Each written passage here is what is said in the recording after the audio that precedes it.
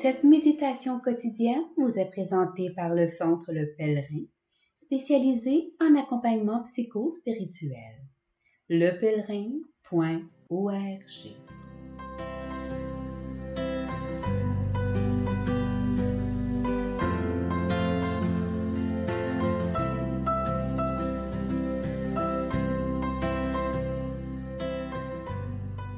Évangile du dimanche 6 novembre.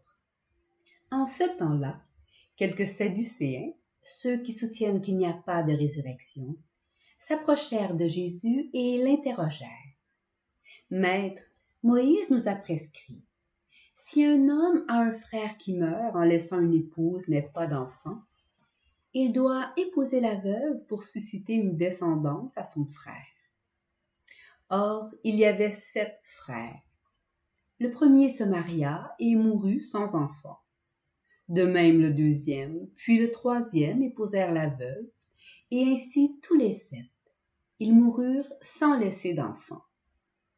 Finalement, la femme mourut aussi. Eh bien, à la résurrection, cette femme-là, duquel d'entre eux sera-t-elle l'épouse, puisque les 7 l'ont eue pour épouse? Jésus leur répondit. Les enfants de ce monde prennent femme et mari. Mais ceux qui ont été jugés dignes d'avoir part au monde à venir et à la résurrection d'entre les morts ne prennent ni femme ni mari, car ils ne peuvent plus mourir. Ils sont semblables aux anges. Ils sont enfants de Dieu et enfants de la résurrection.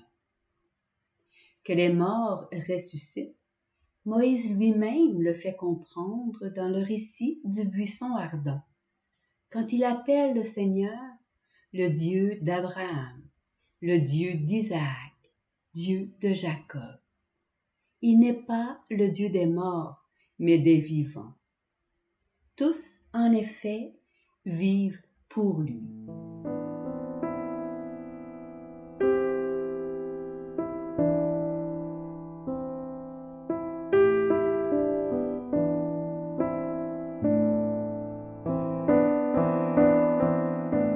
Méditation. Je m'aperçois que bien des textes évangéliques, je les ai lus distraitement, comme une route trop souvent empruntée. L'évangile d'aujourd'hui est l'un d'eux. J'ai fait 2 erreurs continuelles en le lisant. Je me suis refermée sur l'idée toute simple que cette femme eut 7 maris et que la résurrection vient après notre existence sur terre. Si j'essaie de corriger mes erreurs, je me rends compte que le mariage de cette femme était pour susciter une descendance à son frère.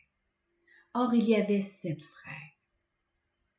Et nous savons combien un couple, et encore plus une femme qui n'avait pas d'enfant à cette époque, était vu comme marqué par le péché et donc marqué d'une malédiction.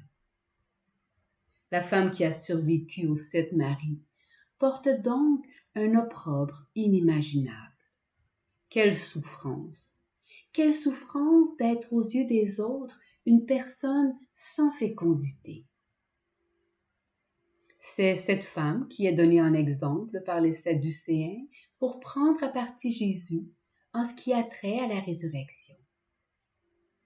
Un tel exemple montre l'absurde d'une vie sans résurrection. Car comment imaginer la mort d'une femme dont la vie a été marquée par tant de haine? Quel abîme que sa mort, ou quelle libération désespérante! Est-ce que les Sadducéens comprennent la réponse de Jésus et découvrent l'absurdité de leur position? Car vraiment, que serait une vie sans résurrection? Spécialement pour les pauvres que chacune de nous sommes. Plus particulièrement, tous ceux et celles qui n'ont connu que la haine. C'est ici que ma 2e erreur à l'égard de ce texte doit cesser. L'enseignement de Jésus n'est pas un simple au-delà, mais une espérance vivante pour aujourd'hui. Cette femme aux 7 maris me fait penser à une certaine Samaritaine aux 5 Maries que Jésus a rencontrée sur le bord d'un puits, lui rappelant une eau vive qui jaillit en vie éternelle. Dans Saint Jean 4, versets 1 à 42. À la différence de la Samaritaine, cette femme de l'Évangile d'aujourd'hui est morte doucement, un peu plus chaque jour, parce que toute sa fécondité était pour combler celle d'un autre. Quelle tristesse et mort qu'une existence sans être ancrée en nous-mêmes et uniquement centrée sur les succès, les réussites, les bonheurs d'un autre, si bien qu'il devient impossible de trouver la voie de notre propre fécondité. Combien de fois nous sommes en service, mais dans l'oubli de qui nous sommes et de ce à quoi Dieu nous appelle.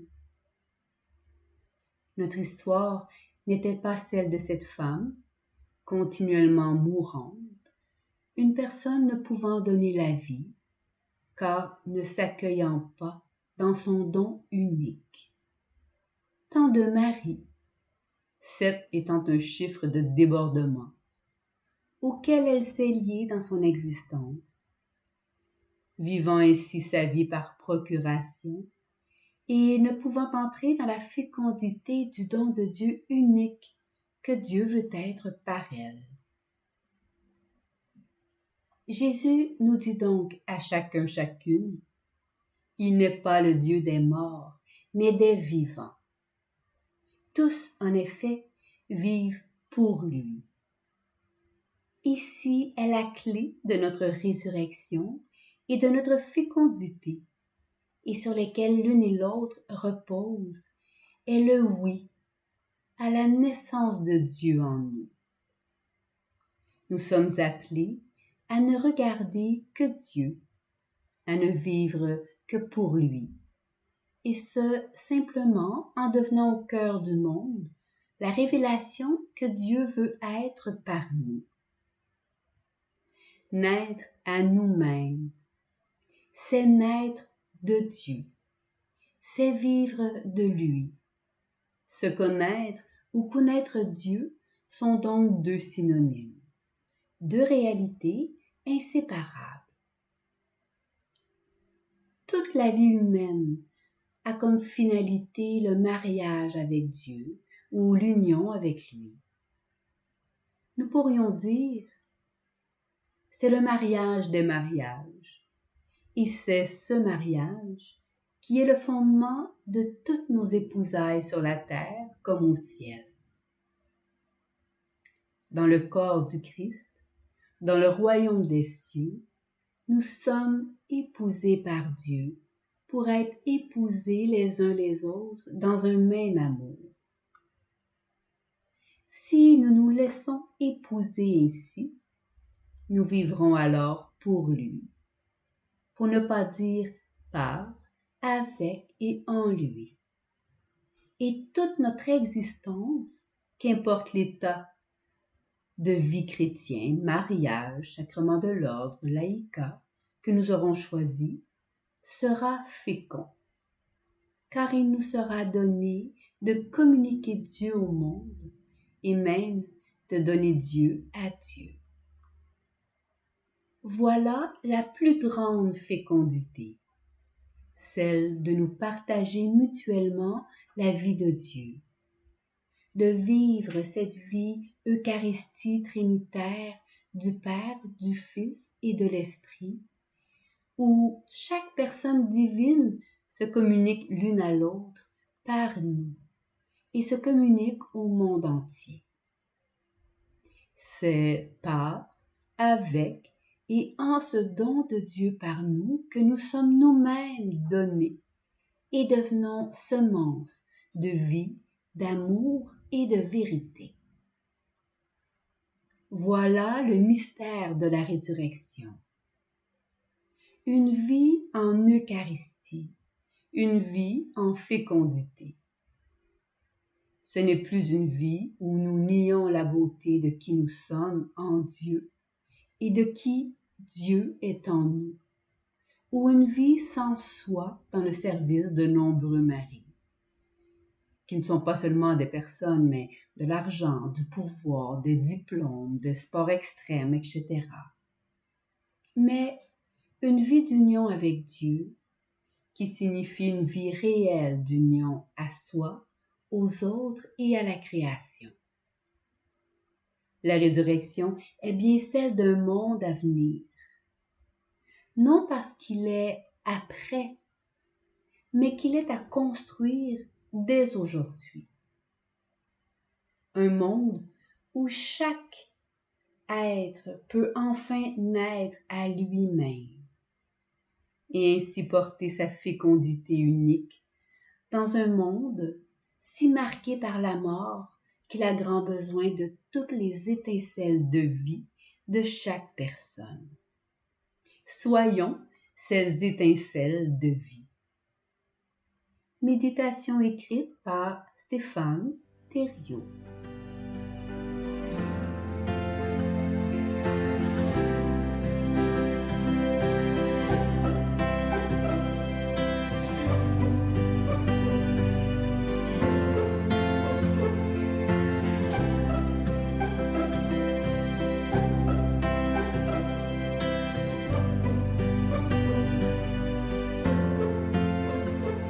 Le Centre Le Pèlerin est fier d'offrir depuis plus de 20 ans un service d'accompagnement ainsi qu'un certificat universitaire en accompagnement spirituel.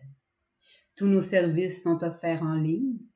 Nous sommes situés à Montréal, au pied de l'Oratoire Saint-Joseph. Le Pèlerin, le savoir intérieur qui transforme la vie. lepèlerin.org. Page Facebook Centre Le Pèlerin.